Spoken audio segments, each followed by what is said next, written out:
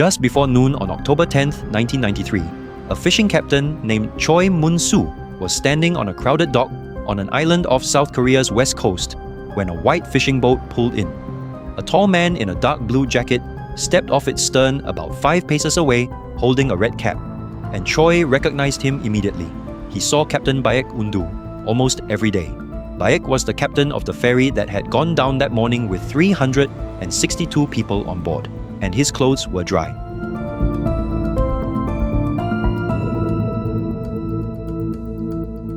Now, in Korea in 1993, most people worked 6 days a week. Sunday was the day off, and hundreds of men from the cities would use the weekend to fish off the rocks around an island called Wido. But by Sunday morning, they had to start home for work the next day, and there was one boat back to the mainland. It made one trip a day. That was it. She was called the Seoul, and the guy who ran her was a 56-year-old captain named Baek undu. He'd been a captain since 1971. He'd been working this island run about 3 years, and the islanders called him the Seal. And his wife said he had this one line he'd say all the time, that he'd just keep taking the Wido boat out until he was too old to hold the wheel. And that Sunday, the water was already bad. Waves were climbing above a man's head, and a high seas caution had been broadcast. But the Seoul was licensed to carry 221 people, and by the time she pushed off for the mainland, there were 362 aboard, plus about 16 tons of freight stacked on her deck. Baek's second-in-command was off on leave, so the man standing in the wheelhouse, the little room up top where you steer her, was a deckhand. So you've got really bad water, and a boat that's way too full, and a deckhand at the wheel. But it's Sunday, and it's the only boat home, and so you get on. And so, at about 20 to 10, she pushed off, and she'd been out about half an hour when she started laboring, which basically means she's not riding the water anymore. She's just getting shoved around by it. And so Baek's got a choice, and there's no good version of it. He can keep pushing into that water, or he can turn her around and run for home. And he turned her around.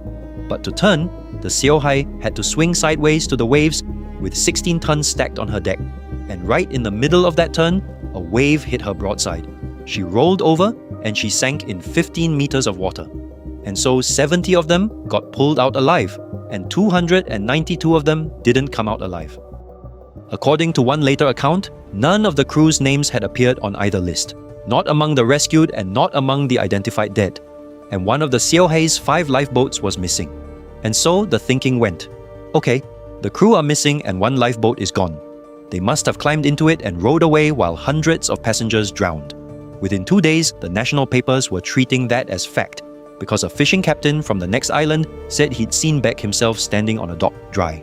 And so the prosecutors put the crew on a nationwide wanted notice, which is the kind that goes out to every police station in the country, with Baek's name at the top. And then they went out to that island to find him. And these were houses in mourning. I mean, dozens of the dead were Wido's own people. And investigators would show up at a crewman's house and tell his wife, "Hand over the husband you're hiding. Baek had a house on that island too."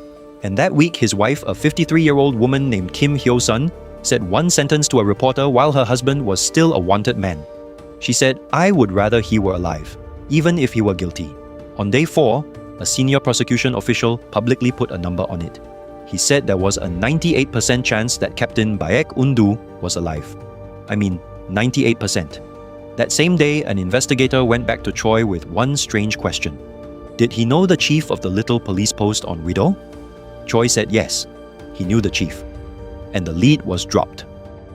So now it's day 5, and Navy divers are working the wreck one compartment at a time, 15 meters down, and the water down there was so dark they couldn't see an inch in front of their faces, so they're doing it by hand, just feeling their way through a ship that's lying in the mud. And on the second deck, right behind the wheelhouse, there's one more door, and it's the radio room. And when they get it open, there are 3 men in there. One of them's the chief engineer, one of them's the bosun, which is the guy who ran her deck crew, and the third one is Captain Baek undu. And so he'd been in that room the whole time. The whole time they were out on that island looking for him, he was 15 meters down, basically right underneath them.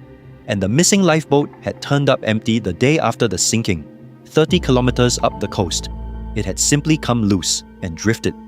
The next morning, one of the biggest papers in the country ran a front-page line. Captain Baek of the ferry is dead. And this is why the radio room mattered. It sat above deck, with life jackets within reach, and it was the easiest room aboard to leave. Nobody knows what Baek did at the end, but he was still in it.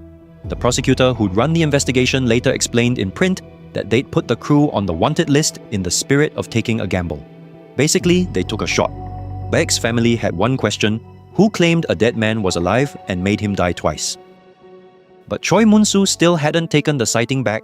He'd been 5 paces away, in the middle of the day, looking at a man he'd seen almost every day. So who stepped off that boat?